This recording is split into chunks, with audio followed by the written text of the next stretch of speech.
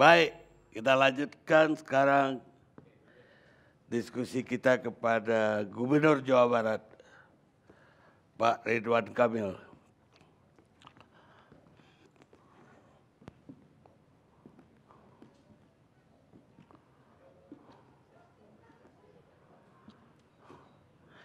Selamat malam Pak Gubernur.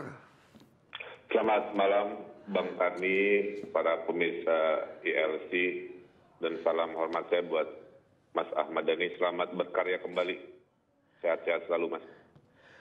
Baik Pak Gubernur, tadi kita sudah mendengarkan dari Gubernur DKI tentang seperti apa sih Lebaran atau Idul Fitri yang akan kita hadapi besok di tengah corona ini.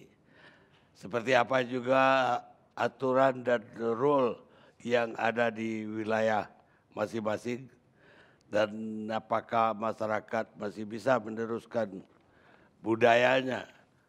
Misalnya bersilaturahmi kepada orang tua, bahkan biasanya pertemuan keluarga besar kalau hari raya Idul Fitri itu habis sholat Id. Bagaimana kira-kira situasinya nanti di Jawa Barat yang bagaimanapun juga terpapar oleh virus corona ini? Ya, terima kasih Bang Karni.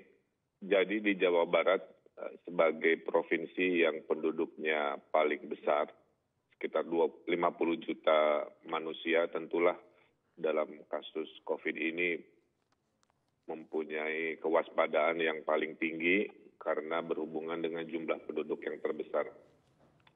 Sebelum terkait Idul Fitri, izinkan saya menyampaikan bahwa kami ini sudah beres melaksanakan PSBB di 3 tahap. Tahap pertama di Bodebek, 15 April dimulai, kemudian di Bandung Raya tanggal 22 April, kemudian di Provinsi Jawa Barat sisanya dari 6 Mei berakhir besok. Hasil kesimpulannya Bang Karni, berita menggembirakan bahwa dengan menekan kerumunan melalui PSBB, maka laju virus berkurang. Nah, evaluasinya adalah setelah 14 hari PSBB provinsi, kita mendapati bahwa jumlah pasien positif rata-rata kalau bulan lalu 40-an kasus per hari, sekarang di pertengahan Mei ini sudah turun setengahnya menjadi 21-an kasus per hari. Kemudian juga data pasien COVID yang dirawat di rumah sakit turun, ini berita baik untuk para dokter dan tenaga kesehatan. Akhir April pasien positif yang dirawat puncaknya di 430-an pasien, sekarang turun ke 250-an. Kemudian laju percepatan virus atau istilahnya indeks reproduksi COVID, sebelum PSBB indeksnya 3, artinya 1 orang menulari 3 orang dalam sehari. Sejak PSBB itu indeksnya tinggal 1, dan menurut WHO, indeks 1 ini jika bisa dijaga selama 14 hari ke depan, maka sebuah wilayah bisa didefinisikan terkendali, kira-kira begitu. Nah, besok hari Rabu kami akan memberikan raport evaluasi level kewaspadaan kepada 27 kota kabupaten dan kepada 5.300 desa dan kelurahan. Nah, 5 level kewaspadaan ini mengandung konsekuensi dan panduan tentang kegiatan apa di level masing-masing, termasuk peribadatan dan Idul Fitri. Nah, 5 level itu, level 5 paling buruk yaitu level kritis, warna hitam. Kemudian level 4 warna merah, kegiatan hanya boleh 30%. Kemudian zona atau level 3 warna kuning, kegiatan boleh 60%. Kemudian level 2 warna biru, kegiatan boleh 100%, tapi belum boleh ada kerumunan. Dan terakhir adalah level 1, yaitu warna hijau, kegiatan boleh 100%, peribadatan tidak ada masalah, tapi tetap dengan protokol kesehatan, kerumunan masih boleh. Nah, hasil evaluasinya beberapa hari yang lalu mendapati bahwa yang level 4 di Jawa Barat masih sekitar 50%, kemudian 30% sudah di level kuning, artinya kegiatannya naik dari 30% ke 60%, dan ada 4 kota kabupaten yang sudah di level biru atau level 2, sehingga kegiatan boleh 100%. Nah, karena belum ada yang level hijau, maka kebijakan di level Provinsi Jawa Barat adalah merekomendasikan agar Lebaran Idul Fitri tidak dilaksanakan di ruang terbuka umum, dilaksanakan di ruang pribadi masing-masing. Tapi karena kita akan memberikan rapot level juga di level desa kelurahan, mungkin saja kotanya itu level kuning, tapi ada kelurahan yang levelnya sudah hijau. Nah, kalau ada kelurahan dan desa levelnya hijau, maka wali kota dan bupati dipersilahkan mengambil kebijakan apakah boleh diizinkan sholat Idul Fitri di lapangan dengan protokol atau mengikuti skala level di kota kabupaten.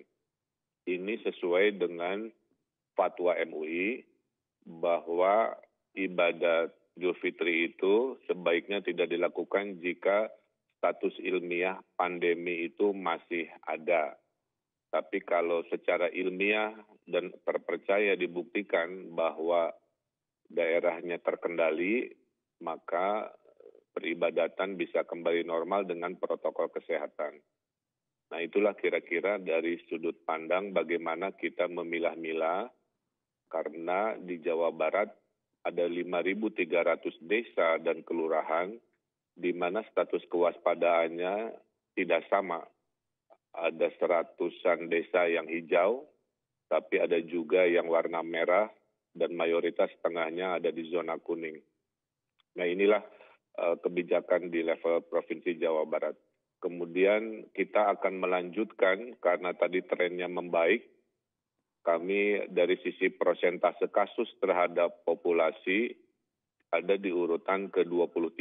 Gitu. Jadi kasus total dibandingkan terhadap jumlah 50 juta mengindikasikan proporsi kami ini berada dalam jumlah yang masih terkendali, ada di urutan 23 dari 34 provinsi.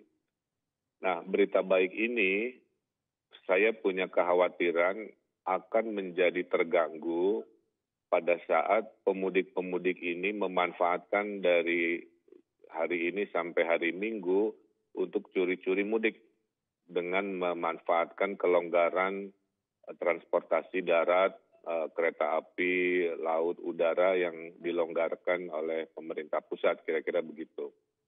Kenapa? Karena walaupun bawa surat tugas, saya pribadi tidak meyakini 100% bahwa surat tugas yang dibawa untuk traveling itu betul-betul tujuannya untuk dinas, karena kedinasan juga makin ke Lebaran, sebenarnya makin tidak ada relevansinya. Saya punya kekhawatiran bahwa ini dimanfaatkan oleh pemudik-pemudik yang menyaru seolah-olah pergi ke dinasan. Nah, kami kewalahan, Bang Karni, di terminal stasiun sekarang melakukan pengetesan massal dan terbukti 1% pemudik yang datang ke Jawa Barat itu ternyata positif COVID. 300 dites dari Bogor ke Jakarta, 3 positif. Bekasi Jakarta 3 positif dari 300. Jadi kesimpulan kami dengan adanya kedatangan di terminal-terminal sampai ke Idul Fitri ini kami kerepotan karena harus melakukan pengetesan yang menghabiskan alat tes kit kami yang seharusnya kita pergunakan untuk pasien-pasien dan ODP yang dicurigai, kira-kira begitu. Hasil data Bang Karni yang sudah curi-curi mudik ke Jawa Barat itu sekitar 300.000 orang dan diprediksi yang ngotot itu mungkin total di 700.000 orang terhadap rutinitas 3,8 juta pemudik setiap tahun yang ke Jawa Barat. Jadi kurang lebih mungkin 20% itu bocor. Nah, kami sudah menyiapkan protokol seperti hal biasa agar mereka melakukan isolasi diri. Nah, kembali ke tema Lebaran di saat COVID ini, artinya kebijakan dari pemerintah provinsi, jika pemerintah kota kabupaten mengikuti level kewaspadaan yang hari ini hanya ada merah, kuning, dan biru atau level 4, 3, 2, maka belum memungkinkan diselenggarakan yang namanya sholat Idul Fitri di ruang publik, kira-kira begitu. Tapi kalau ada bukti secara ilmiah, ada skala mikro, desa-desa itu terbukti hijau, tidak ada pergerakan dan penduduk sedikit jauh dari mana-mana, maka kebijakan dikembalikan kepada kebijakan skala desa dan skala kelurahan. Dan kami menghimbau agar warga menjauhi kerumunan, karena Lebaran hari ini, tahun ini tidak sama, kita penuh keprihatinan, dan Bang Karni kita juga mendapati bahwa ada dana bansos yang dilaporkan dibelikan untuk baju Lebaran, padahal niat dari dana bansos ini untuk urusan perut, untuk survival pangan, kira-kira begitu. Nah ini ada hal-hal yang tidak bisa dikendalikan. Nah terakhir dari saya menghimbau bahwa perang COVID ini belum usai. Saya dapat laporan di seluruh dunia ada gelombang 1, kita lagi di gelombang 1. Ada negara lain sudah mulai gelombang 2 karena ketidakdisiplinan. Cina sedang mengalami gelombang 2, Jepang sedang mengalami gelombang 2, dan menurut teori mungkin ada gelombang 3 juga di 2021. Jadi kita tidak boleh lengah, tidak boleh berpuas diri, dan ikuti saran dan nasihat para ulama, ikuti aturan para pemimpin. Semua keputusan tidak nyaman, pahit, tapi sebenarnya untuk keselamatan nyawa. Silaturahmi itu punya nilai ibadah, tapi menyelamatkan nyawa itu lebih mulia. Mudik itu punya nilai kebaikan, tapi menyelamatkan nyawa itu lebih urgensi dalam situasi pandemi seperti ini. Nah, saya mendoakan semua bisa melaksanakan Idul Fitri, karena Idul Fitri kan sholat sunat muakkad. Kalau sholat wajib saja, sholat Jumat bisa digantikan sholat zuhur, apalagi sholat sunat seperti taraweh maupun sholat Idul Fitri, kira-kira begitu. Nah, mudah-mudahan dengan kita hidup normal lagi, dengan cara baru, kita akan bertemu dengan Ramadan dan Lebaran di tahun depan yang lebih baik dan lebih normal. Jangan sampai karena ketidakdisiplinan kita berkepanjangan dan yang repot adalah semuanya. Saya kira itu laporan update terkait kebijakan dan perkembangan persiapan Idul Fitri Lebaran di minggu ini dari Provinsi Jawa Barat. Saya kembalikan ke Bang Karni Ilyas. Ya, dari uraiannya Pak Gubernur pertama ya tentu belum ada daerah yang dinyatakan kabupaten atau kota yang kategori hijau gitu. Baru sampai biru paling tinggi. Kemungkinan ada desa yang hijau. Nah, itu terserah dari bupati atau wali kota, kira-kira begitu kan Pak Gubernur. Betul Bang Karni. Kita harus proporsional, ilmiah, dan sesuai syariat. Tapi dari penjelasan Pak Gubernur juga terlihat bahwa masalah yang agak pelik Pak Gubernur hadapin adalah menghadapi pemudik. Kalau boleh saya ceritakan Bang Karni, masalah yang paling mengancam Jawa Barat hari ini adalah OTG. OTG itu orang tanpa gejala, dia bisa aja begini, dia sehat terlihat, di dalamnya ada virus. Terus dia punya surat tugas atau surat apalah gitu ya.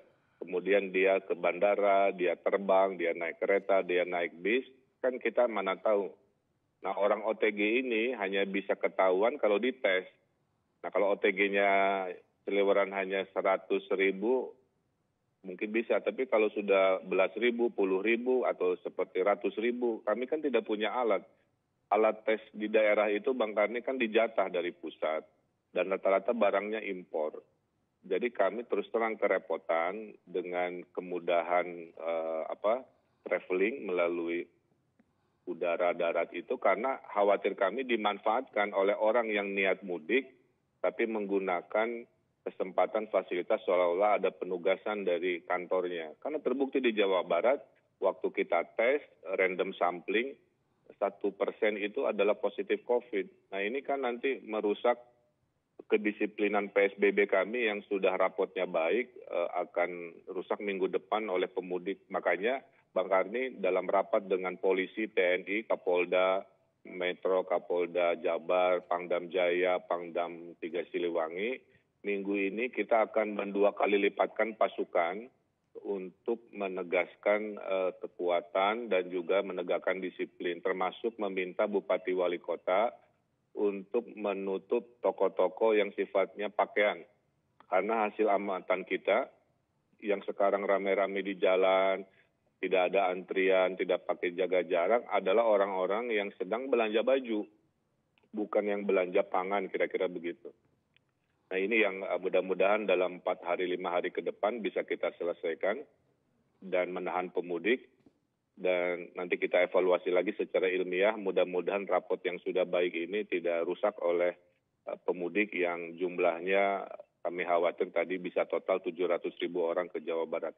Dan kalau kami berhasil menahan pemudik di pintu-pintu jalan utama, di pintu-pintu jalan tikus, sebenarnya saya membantu Mas Ganjar juga di Jawa Tengah. Karena Jawa Barat itu adalah tujuan mudik, juga Jawa Barat ini lintasan mudik. Ada yang mudik ke kampung-kampung halaman di Jawa Barat, ada yang menggunakan jalur Pantura, jalur selatan Jawa Barat untuk pulang ke Jawa Tengah dan juga ke Jogja. Maka kami sudah komunikasi dengan Pak Ganjar di perbatasan-perbatasan Jawa Tengah, Jawa Barat, kita koordinasi, kita perkuat supaya jumlah pemudik ini tidak banyak dan tentunya dengan kebijakan Pak Anies yang menahan titik berangkat, mudah-mudahan jumlah yang sudah bocor 300.000 ini saya doakan tidak bertambah, karena ujung-ujungnya tadi kami akan kerepotan menjaga perang yang sesungguhnya. Karena perang yang sesungguhnya itu bukan perang di darurat ekonomi, tapi adalah darurat melawan COVID, yaitu virus yang belum ada obatnya, belum ada vaksinnya. Sebelum ada obat dan sebelum ada vaksin, kita tidak bisa mengenolkan virus ini, Bang Karni. Yang bisa itu hanya mengendalikan ke titik minimum yang masih wajar. Nah, apa itu titik minimum? Menurut WHO, kalau indeks reproduksi COVID itu di angka 1, yang sekarang Jawa Barat sudah berhasil sampai ke angka 1, dan dijaga selama 14 hari ke depan, maka daerah itu boleh dideklarasikan sebagai terkendali. Nah, pemudik ini mempunyai ancaman level terkendali kami bisa buyar lagi oleh pemudik-pemudik yang ngotot, yang tidak memiliki kedisiplinan. Kira-kira gitu, Bang Karni.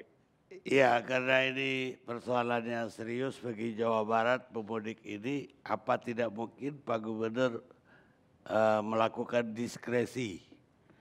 Artinya, walaupun pemudik itu bawa surat tugas, tapi kalau itu mencurigakan, kenapa nggak dikarantina misalnya? Oh sudah. Jadi dengan Polda itu kami lakukan kepada para pelanggar-pelanggar, itu ada yang diberi surat teguran atau surat tilang, sehingga surat kelakuan baiknya di masa depan akan terkendala. Ada yang sudah ribuan mobil dibalik kanankan, Bang Karni. Ada juga yang dikarantina di sekolah-sekolah, di desa-desanya. Kemudian kalau sudah bocor sampai desa kan kita agak susah membalik kanankan. Nah yang ribuan yang dibalik kanankan itu kalau posisi pemudiknya ada di tengah perjalanan. Nah kemudian kalau sudah bocor ke desa, seperti di Pangandaran misalkan, Pak Bupati melakukan karantina di sekolah-sekolah yang memang diliburkan karena COVID. Nah di situ dipaksa tinggal selama 14 hari, setelah itu dimonitor baru dikembalikan ke masyarakat. Jadi kebijakan diskresi itu sudah dilakukan. Poin saya adalah hal itu sudah dilakukan, tapi dengan ada kemudahan berkendaraan dan traveling dengan kebijakan ini, kerja kami menjadi double, itu poinnya. Sehingga kita harus kerja keras mencari alat tes, menambah orang, menambah biaya, dan seterusnya. Baik, Pak Gubernur, terima kasih sudah bergabung bersama Sama-sama, ALC malam ini. Terima kasih banyak.